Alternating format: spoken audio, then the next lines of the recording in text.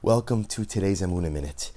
Today we had the incredible privilege to finish Meseches Sukkah in Daf Yomi. A beautiful, beautiful simcha, beautiful accomplishment, beautiful milestone for our shir for Jews around the world, completing another tractate of Gemara. And the Gemara ends off with a fascinating story. The Gemara tells us about one of the Kohanic families that was known as the Bilga family. And the Mishnah discusses that the Bilga family was penalized. Again, they had certain Kohanic privileges which were removed from them. So the Gemara tries to understand, what did the Bilga family do that was so wrong that they should lose certain Kohanic privileges? And the Gemara tells a dramatic story. Tells a story of one of the women, one of the daughters of the Bilga family, a young woman by the name of Miriam Bas Bilga. Miriam, the daughter of Bilga. Bilga was the patriarch of this Kohanic family, had a daughter named Miriam. And Miriam intermarried. She married a Greek general or a Greek officer. And that by itself, although terrible, wasn't the major infraction. What was the major infraction? The Gemara relates that when the Greeks walked into the Beis Hamikdash, when they burst into the Beis Hamikdash, ransacked the Beis Hamikdash, Miriam Bas Bilga ran over to the altar, to the Mizbeach, and she said, "Locus, Lucus, you wolf." She called the Mizbeach a wolf, a devouring wolf. Ad masata mechala mamonin shel Yisrael, v'ata omid alein b'shas hadchak. Altar, altar, wolf, wolf, call the altar a wolf. How long will you continue to devour the sacrifices of the Jewish people? And yet in their time of need, you are absent. In their time of need, b'shas harait, b'shas hadchak, when there's a situation, extenuating circumstance, i'ata omedam, you don't stand up for them. An incredible event. Miriam Bas Bilga bursting into the Beis Hamikdash, into the temple, along with the Greek marauders, and literally kicking the altar, yelling at the altar, screaming at God, you take, you take, you take, you consume. But yet when your children need you, you are nowhere to be found. And the Gemara says, as a result of this incredible display of animosity, of chutzpah, as a result of this incredible chil Hashem, desecration of God's name, the family of Bilga was penalized. So the Gemara says, I don't understand.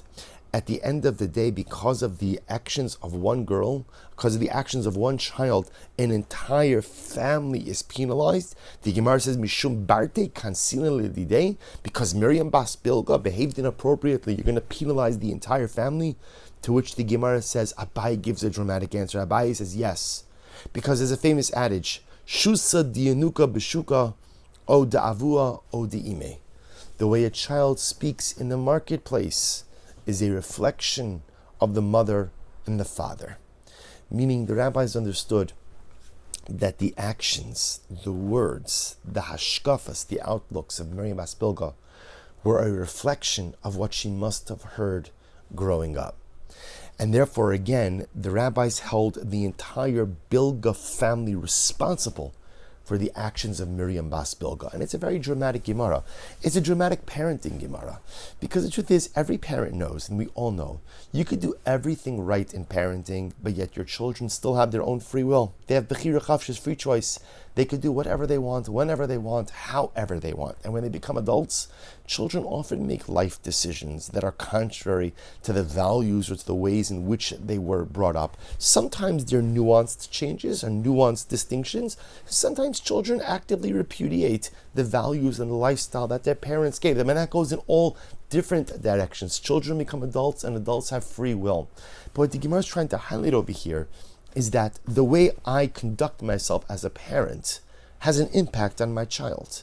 When again, you see this especially in young children, right? Young children will sometimes say something, and they'll say something that a young child should not say. I don't mean in terms of like negative, foul language. I mean, they just espouse an idea and you say to yourself, there's no way that's coming from that kid. That kid heard something in their home. They heard something at their Shabbos table. They're obviously mimicking the way that their parent is behaving. And this creates an incredible parental achrayus. That sometimes when our children may exhibit certain behaviors or may talk in a certain way, we have to do a little bit of a self-check just to make sure, is everything good with me? Is everything good in my home? Is the negativity that is coming out of my child, are they chas v'shalom getting it from me? Because as you may know, parents are human beings also. And sometimes as parents, we say things, we do things that are just detrimental for our kids and we don't even realize it. But Chazal said, if I see the child acting in a certain way, the parent must always do a self-check. Now, to be very clear, it does not mean that every single time children do something wrong, that is an indictment of parents.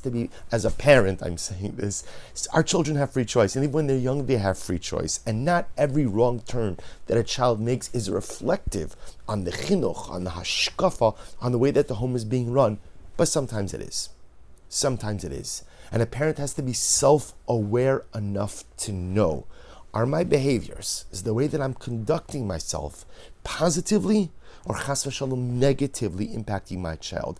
The Bilga family was penalized because the rabbis clearly felt that for Miriam Bas Bilga to exhibit this type of behavior, those hashkafas, that negativity, that negative outlook on Hashem, on the Beis Hamikdash, on the Mizbeach, that didn't come from nowhere. She must have somehow gleaned that from her home, and therefore the family in its entirety was penalized. But this works in the positive as well. There's a beautiful pasuk in this week's parsha, and the pasuk says, this is in Parak Lamed pasuk Vav, chapter 30, verse 6. The Torah says, Umal Hashem Elokechas levavcha ve'es levav zarecha, which literally translated means, and Hashem will circumcise your heart and the heart of your offspring, the heart of your children. This pasuk is part of the section of tshuva, speaking about that we'll have a falling out with God, we'll come back to HaKadosh Baruch Hu, and when we decide to come back, HaKadosh Baruch Hu will embrace us, will accept us, and He'll help us along our journey of tshuva. And the Svarah note in this pasuk is a reference to Elul, because again, this is Parak Lamed pasuk Vav, chapter 30, verse 6. If you take a look at the words, Es levavcha ve'es levav zarecha, it's Elul. Es Aleph levavcha lamed ve'es vav levav Lamed Elul. Es levavcha ve'es levav zarecha. When you circumcise, HaKadosh Baruch Hu will circumcise your heart and the heart of your children. Rabbi Nachman of Breslov says so beautifully that when a parent does tshuva, when a parent repents, when I as a parent decide that, you know what, I want to change my life, that positive energy impacts my children. That positive energy impacts my mishpacha. That positive energy impacts everyone and everything around me. We sometimes look at tshuva as something we do just between me and HaKadosh Baruch Hu, and that's true, there is an element that's private between me and Hashem. But on a positive vibes level, on a positive energy level, when I do tshuva, it sends positive ripple effects through my children. They may not feel it, they may not perceive it, they may not know it, they may not even act on it.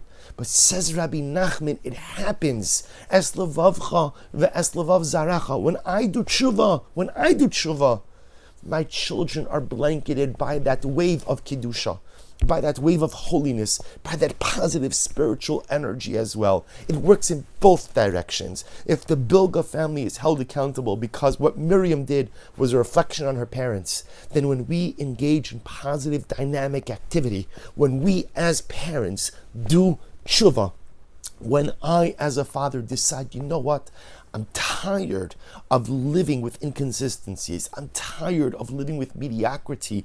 I want to become the best version of myself. I want to fix my flaws. I want to right my personal wrongs. Then not only do I lift myself up, but I lift my children up along with me. And what parent doesn't want to lift their kids up? We do everything for our children. What parent doesn't want to give their child every single opportunity?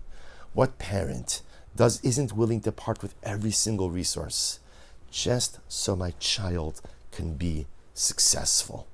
And so the Rebbe says, Rabbi Nachman says, you want your child to be successful? Do tshuva.